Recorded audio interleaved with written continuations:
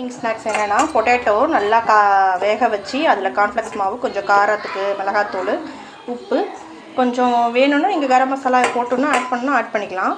இதை நல்லா பால் மாதிரி உருட்டி இந்த மாதிரி போட்டு எடுத்திங்கன்னா நல்லா மொறுமொறுப்பாக நல்லா இருக்கும். சூப்பராக இருக்கும் டேஸ்ட்டு. எண்ணெயில் பொரித்து சாஸ் இருந்தால் சாஸ் தொட்டு சாப்பிட்லாம். நல்லாயிருக்கும் டேஸ்ட் இது.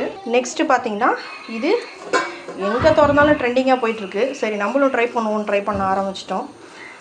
ரவையை நல்லா நெய்யில் வறுத்து அதில் வந்துட்டு நேந்திரப்பழம், வாழைப்பழம், எந்த வாழைப்பழம் வேணாலும் போட்டுக்கலாம். ஒரு 2 வாழைப்பழம் மிக்ஸ் பண்ணியிருக்கேன். ப்ளஸ் கொஞ்சம் நாட்டு சர்க்கரை போட்டிருக்கேன், தேங்காய். இதை நல்லா இந்த மாதிரி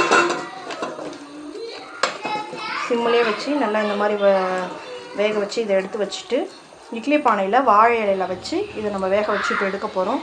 இட்லி பானை ஹீட் ஆகிட்டுருக்கு. நம்ம இதை வாழை இலையில் வச்சு பண்ணுவோம். இந்த மாதிரி தட்டி இலையில் வச்சு வேக வைக்கிறேன் இட்லி பானையில். வெந்ததுக்கப்புறம் எப்படி இருக்குன்னு பார்க்கலாம். டேஸ்ட்டு சூப்பராக இருக்குதுன்னு சொல்கிறாங்க. பார்ப்போம், ட்ரை பண்ணுவோம்.